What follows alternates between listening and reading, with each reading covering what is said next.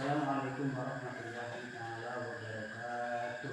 Waalaikumsalam warahmatullahi wabarakatuh. Baik, sebelum mulai pelajaran, marilah kita berdoa bersama-sama. Semoga ngaji pada malam ini kita dapat ilmu yang bermanfaat dan berkah.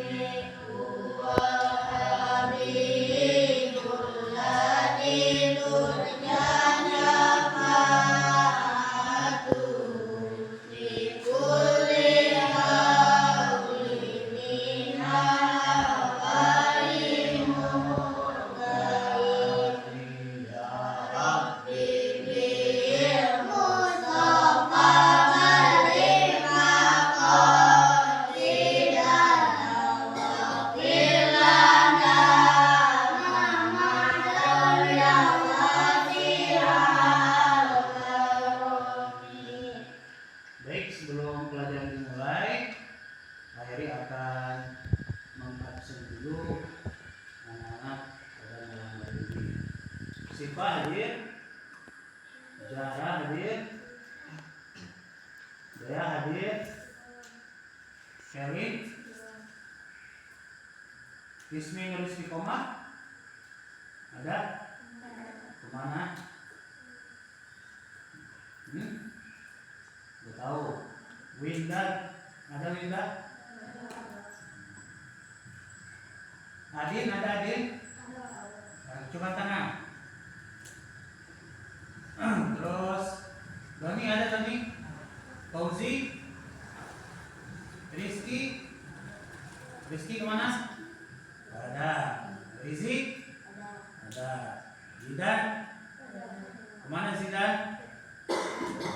Baik. Bismillahirrahmanirrahim.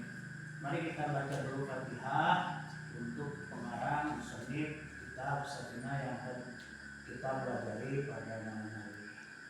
Mudah-mudahan beliau ridho dan memberikan maaf kepada kita semua. Alhamdulillah dunia wa kulli nafsin masukun jawab.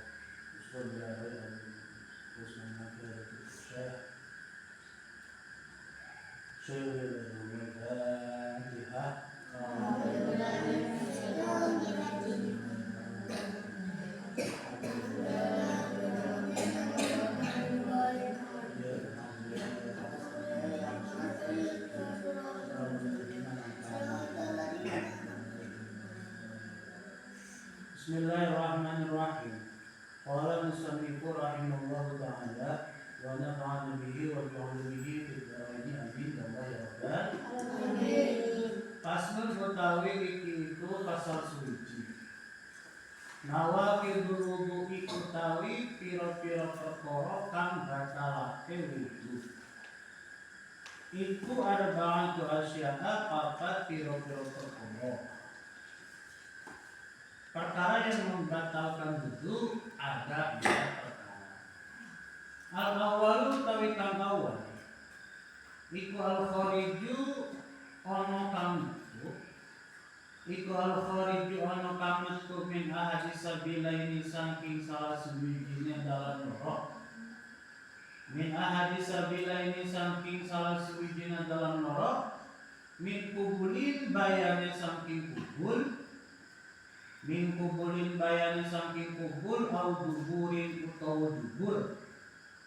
Au duburin utawa dubur rihun rupane entut. Rihun rupane entut au ghairuhu utawa liyane rihun. Au ghairuhu utawa liyane rihun illal maniya angin mani. Illal maniya angin mani. Coba sebelum diterangkan baca dulu kawan-kawan.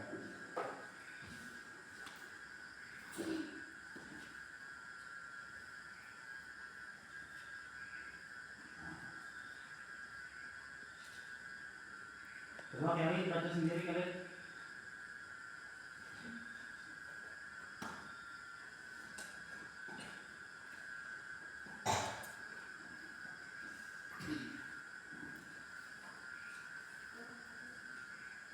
Yang kencang.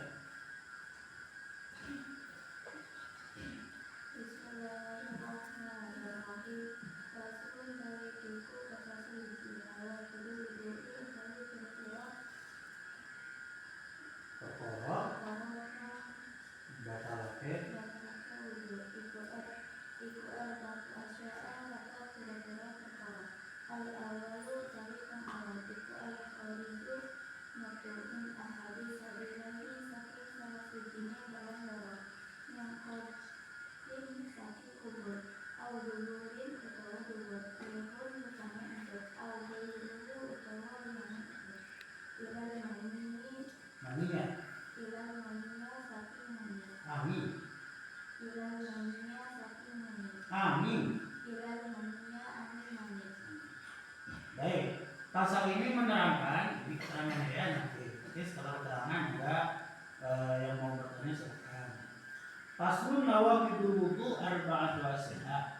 Pasal ini menerangkan tentang batalnya wudu. Arba'atu asyiah yang jumlahnya ada 4. Hari batalna wudu eta kana hiji ayana anu kaluar tina jalan atau nabi jalan 2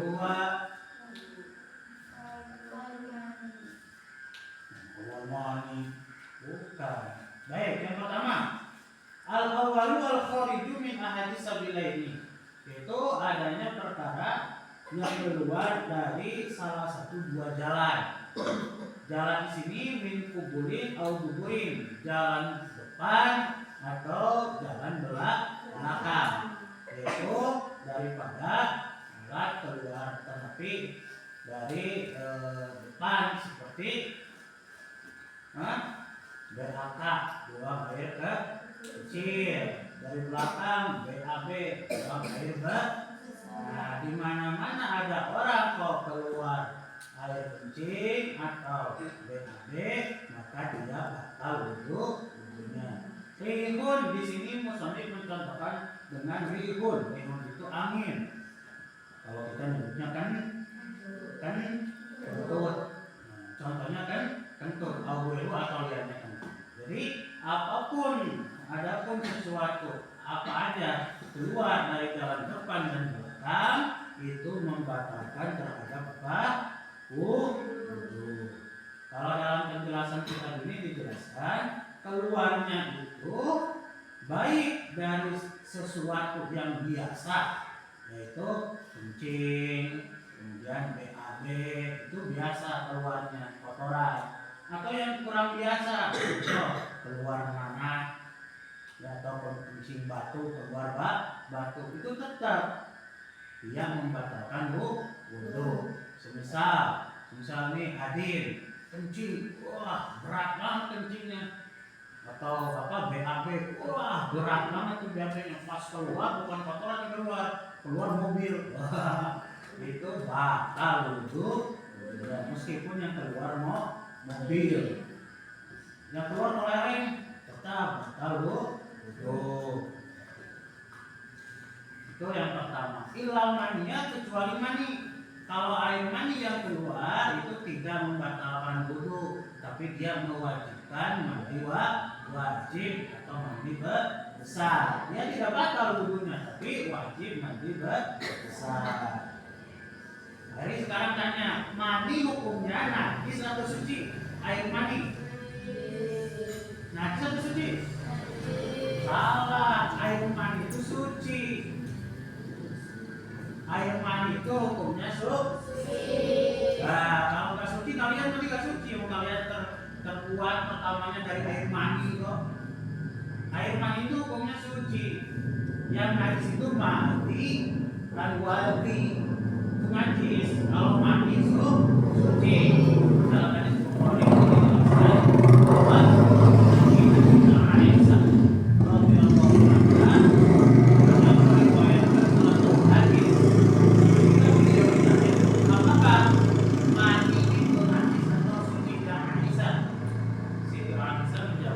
Loh, saya pernah mengkerik-kerik atau tidak mengkerik-kerik air mani yang telah kering, air maninya sudah telah kering dari jubahnya. Kemudian juga itu pakai sholat sama Rasulullah Shallallahu Alaihi Wasallam. Nah, dari riwayat itu maka hukumnya air mani itu suci, tapi tidak boleh dimakan meskipun suci ya.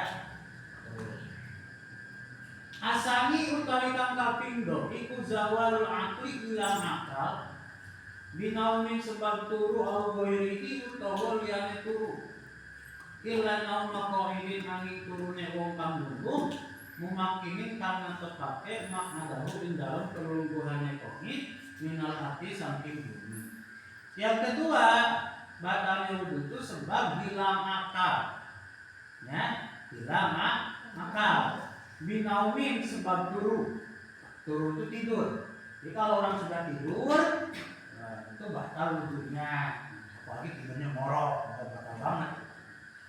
Tapi sebagian ulama mengatakan kalau tidur itu tidak hilang akal, tetapi akalnya yang saat tidur tertutup. Kalau hilang akal itu seperti gila, ya kita uji misal gelo, batal wudhunya, sadar, meskipun gelonya sadar aja, cuma detik gilanya.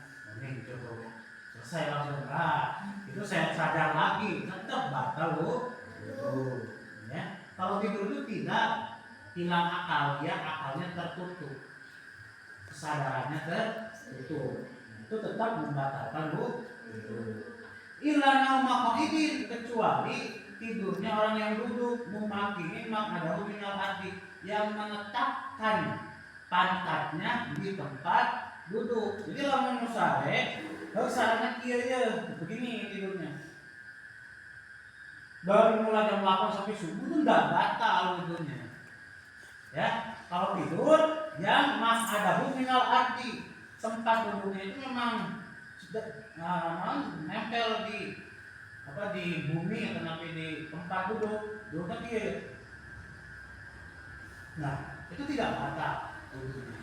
Yang penting ulama rota itu batal. Nah, ini posisi ini tuh khusus untuk orang yang satu yang tidak terlalu kurus. Kalau orang yang kurus banget, meskipun tidurnya gini batal tetap. Kenapa? Karena dia tidak punya daging untuk menyangga, sehingga pasti keluar ikut itu. Atau yang terlalu gendut, ya, yang obesitas, yang terakhir terlalu gendut. Ada yang gendut banget nih, konek motor sambil motornya pergi. Nah, itu kalau begini pasti keluar angin itu, pasti. Maka untuk kasus ini itu untuk orang yang mau keadaan atau sedang, ya tidak terlalu kurus dan tidak terlalu gendut. Paham ya? Paham ya? Maka ada dulu itu tirakat tidak boleh batal wudhu. Maka yang itu tuh tidurnya itu pada duduk tidurnya. Coba ya, guru ayah itu katanya 3 tahun batal wudhu. Dalam arti bukannya setelah batal wudhu langsung wudhu lagi. Nah kalau malam itu sampai sekarang tidur itu kalau tidur itu duduk gini. Sampai sekarang tidurnya gitu. Sampai sekarang nggak bisa dia tidur itu sambil tawaran kamu, nggak bisa, karena memang udah kebiasaan sejak dari pondok seperti itu. Itu untuk menjaga tidak batal ya, hilang akal binaumin sebab tidur atau selain tidur. Asal isu tekan kaping telu iku iltiqa'u basyaratai rajulin, tetemune kulit lorone wong lanang wa imra'atin lan wong wadon habiro ini kang gede kalone ajnabiya ini kang lilo kalone min ghairi halin saking tanpa alih-alih. Yang ketiga batalnya wudhu ketemunya 2 kulit laki-laki dan perempuan, ya. Yang keduanya sudah besar alias sudah balik, kemudian ajnabiyin wanita lain. Oke. Siapa yang tahu definisi ajnabiyah? Kalian tahu apa definisi ajnabiyah? Ajnabiyah itu lawannya muhrim atau mahram. Apa? Sifat Doni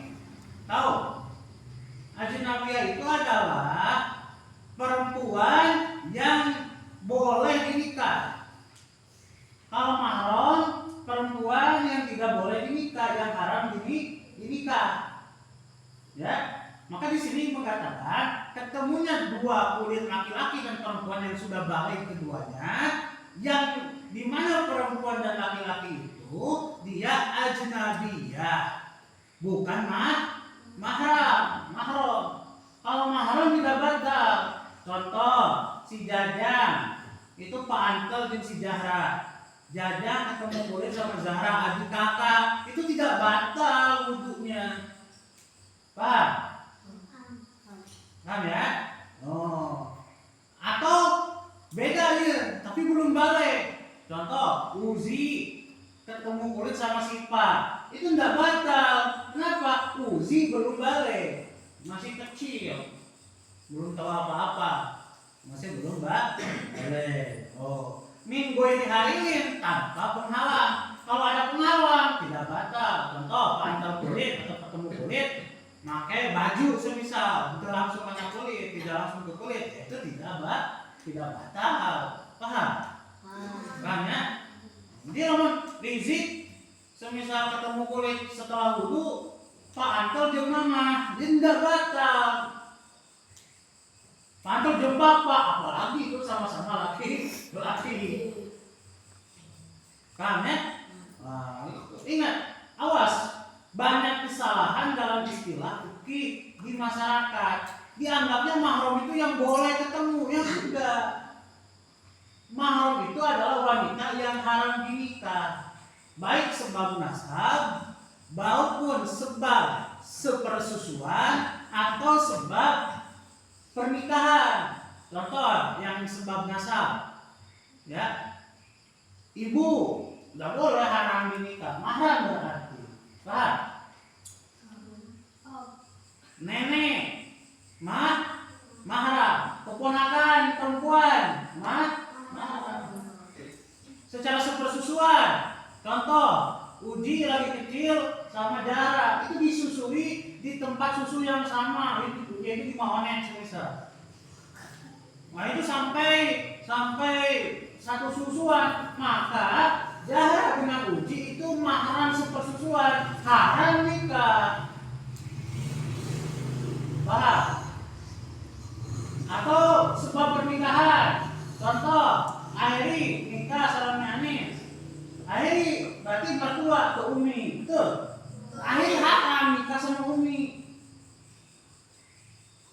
Meskipun Umi bukan nasab, bukan senasab sama Airi, bukan juga sepersusuan, tapi dia adalah mertua. Paham? Itu namanya mahram. Kalau istri kita itu disebutnya ajnabiyah, bukan mahram. Maka hukumnya ketemu kulit suami dan istri itu hukumnya batal wudunya, karena dia bukan mahram, dia itu ajnabiyah, makanya bisa dinikah dengan kita. Nah sekarang banyak orang yang belajarnya tidak selesai, dalam arti belum selesai belajarnya sepotong-sepotong. Ada yang mengatakan katanya Rasul pernah mencium Sayyidatina Aisyah, kemudian langsung sholat. Loh, itu sepotong-sepotong namanya. Ya, ada lagi istri dulu di media tuh, siapa itu Atta Halilintar, nanya ke Ustaz kalau kita udah wudu, kemudian kita bercengkrama atau salaman atau apalah dengan istri, batal tidak? Oh tidak batal, ya salah. Kalau gitu berarti itu mahram, bukan mahram, istri itu ajnabi. Jadi ketemu kulit sama istri itu, meskipun istri setiap hari kita ketemu, itu tidak baik, itu batal. Ya, kenapa? Karena tadi istri itu ajnabi yang haram dinikah, bukan mahram. Jadi kalau kita mengistilahkan istri kita mahram, itu agak keliru. Ini mahram saya, itu agak keliru kalau dalam fikih. Maksudnya mungkin mahram itu ya udah halal dengan kita. Ya halal kalau suami istri, tapi tetap dia bukan mahram kita. Mahram kita itu ibu, nenek, ponakan, perempuan, itu mahram kita. Paham? Gimana kalau gini? Oh, ada orang kukunya panjang. Biasanya awewe ini anak itunya. Langsung mukuat kuku banyak. Yo, biningannya kukunya. ketemu dengan kulit laki, apa itu batal? Tidak, karena kuku itu bukan kulit. Apa giginya panjang? Giginya panjang, kemudian digigit ke tangan, batal nggak? Tidak, karena itu bukan kulit, itu gigi. Gigi itu mau 1 meter tetap di gigi. Paham? Itu yang ketiga, ketemunya kulit laki-laki dan perempuan. Yang keduanya sudah kabiro ini, sudah dewasa, sudah balik, dan ajnabiyah ini yang keduanya al-ajnabiyah tanpa adanya penghalang. Kalau ada penghalang, batal atau dijumpal misalnya, bukan lagi dengan ngomong kadang-kadang ayah santri putri mau cium tangan ke kiai, karena kiai kesorban gitunya. Adik, awas itu jangan diartikan ini najis, jangan. Itu mungkin mau menjaga wudhu supaya tidak batal. Itu benar, karena kiai memang menjaga wudhu. Batal wudhu sekarang langsung wudhu lagi, batal wudhu sekarang langsung wudhu lagi. Karena wudhu itu adalah nur, cahaya. Maka dijaga supaya terus berada bercahaya, tidak dibawa kepada kegelapan.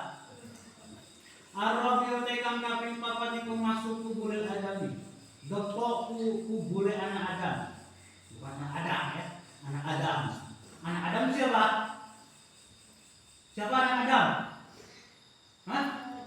Ya kita, betul. Manusia anak Adam itu. Jadi kamu anak Adam atau anak monyet? Anak Adam. Anak Adam itu anak incunya Nabi Adam alaihi salam. Siapa itu? Kita, manusia yang pertama turun ke alam dunia, namanya siapa? Nabi Adam. Jadi kita itu anak turunnya Adam. Kalau ada teori Darwin yang mengatakan cikal muasal daripada manusia adalah monyet, ya beliau sendiri. Kita mah enggak, kita anak turunnya Nabi Adam alaihi salam. Semua manusia yang ada dalam dunia itu semua asalnya dari sana. Ar-Rabi'u tekang kaping papat iku masuk kuburil adami, gepok kubure anak Adam. Au halqati kubur to undere kubure anak Adam, bibat mirahati kelawan jerone telapak tangan, au butunil asabi'i utawa pira-pira jerone pira-pira jiji. Yang keempat, yang terakhir batalnya wudu adalah memegang kuburnya anak Adam. Cuma apa kubur itu apa? Kubur itu depan. Ya, kubur tulang laki begitu, apa yang begitu, kita kubur ngaranna. Dubur belakang. Memegang kuburnya anak Adam, memegang kuburnya manusia itu batal wudunya. Cuma kuburnya nurang, orang manusia bukan? Nah iya, berarti betul, orang manusia berarti batal. Awas. Walau sahwan, meskipun lupa. Contoh orang kita lagi punya wudhu nih, tiba-tiba ada gerepek, ada poho karena terbata. Meskipun lupa. Oh, akhirnya kamu apa? Karena lupa ini langsung sholat boleh, harus dulu karena sudah walau mubanan haitsu sumia fardan walau usyila, meskipun potong ya tanah.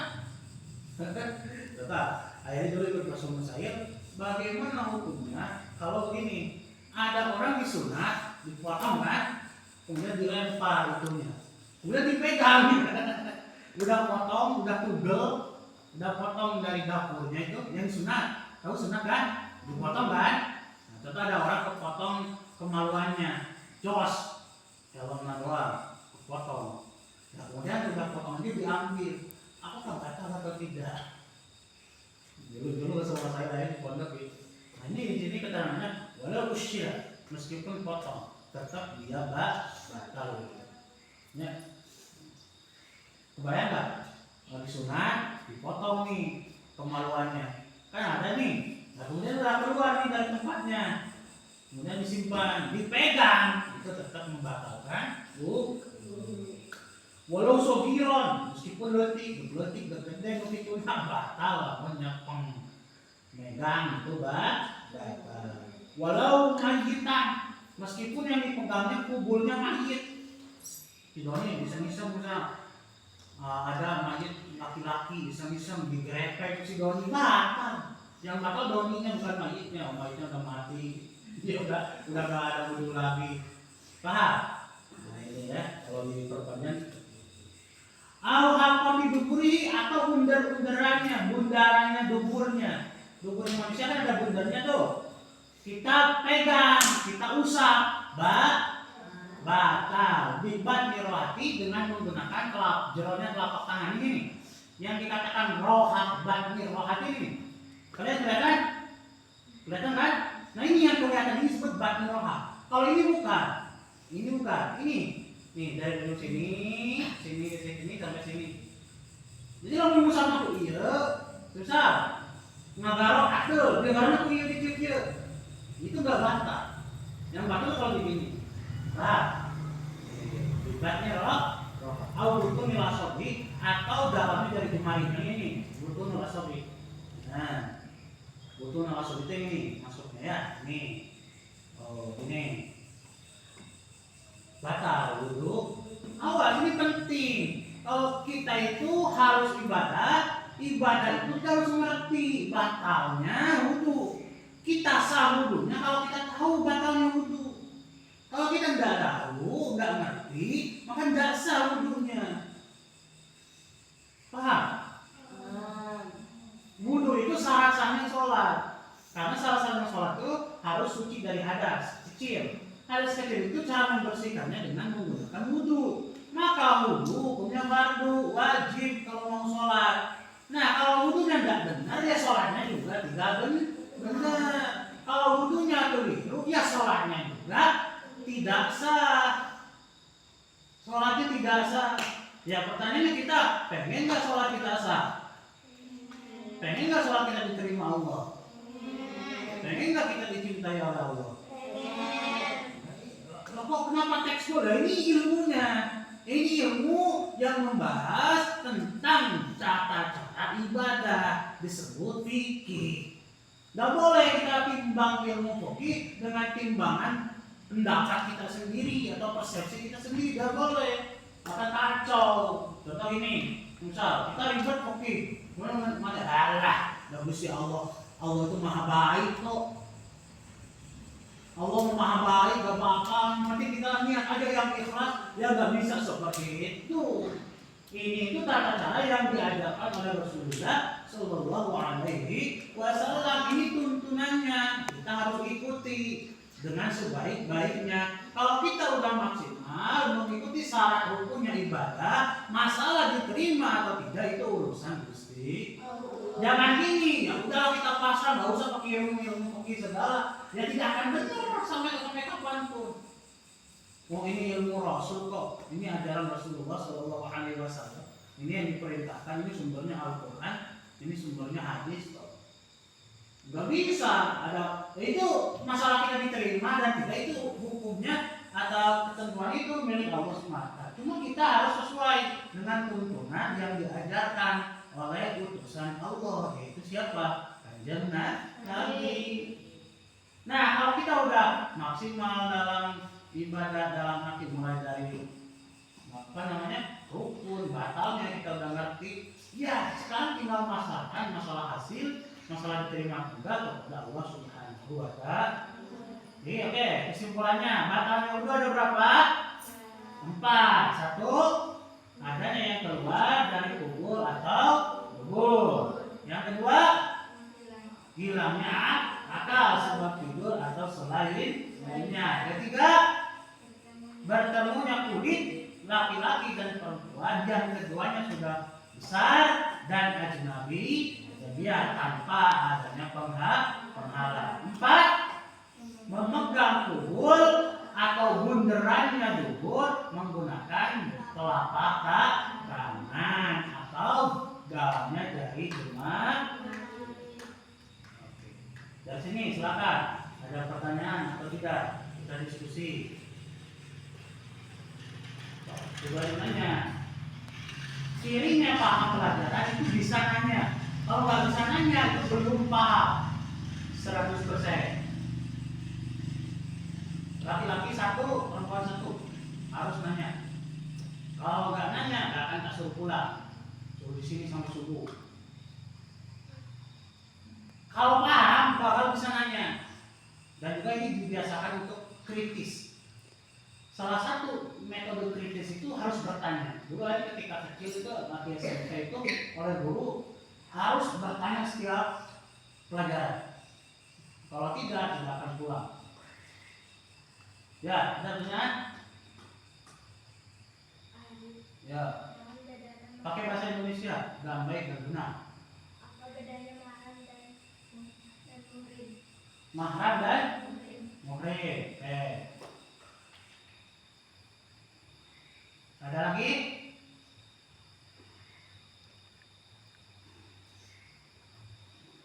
Mahram dan muhrim itu beda istilah saja. Itu sama aja. Muhrim ya sama, mahram ya sama. Kalau muhrim menggunakan apa? Ahrama, yurimu ihraman wa muhraman, muhrimun, muhramun.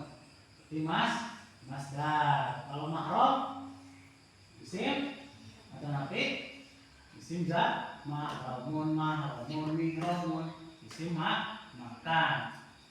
Sama aja. Kalau muhrim masdar, kalau mahram isim makan. Kalau dalam ihram mungkin orang yang berihram. Kalau konteksnya adalah ibadah haji. Kalau dalam bab ini, dalam bab itu, nah itu sama aja. Beda sigotnya beda. Kalau satu menggunakan masdar, yang satu menggunakan isim makan. Kalau mahram itu lebih ke arah zatiahnya. Oh, wanita ini adalah mahram, isim makan. Kalau ini, kalau muhrim lebih ke arah dasar kakaknya. Mau muhrim itu orang kata Nabi yang haram dinikah. Sama aja istilah itu, beda istilah saja. Ada lagi? Yang ada lagi satu? Nah, Doni nanya Don. Hah?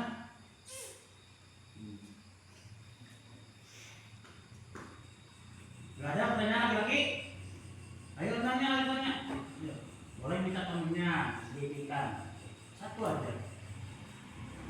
Ya, belajar untuk kritis. Caranya gimana? Pertama-tama bikin pertanyaan. Tanyakan yang sudah ngerti dulu. Contoh, ngerti.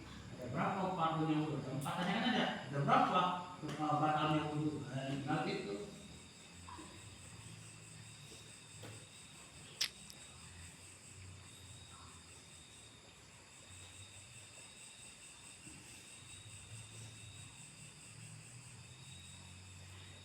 Gak ada? Hah? Oke, sekarang tugas. Hari kasih tugas untuk besok. Satu, tugasnya adalah carilah masalah-masalah yang berkaitan dengan batalnya wudhu. Carilah masalah-masalah yang berkaitan dengan wudhu minimal 3.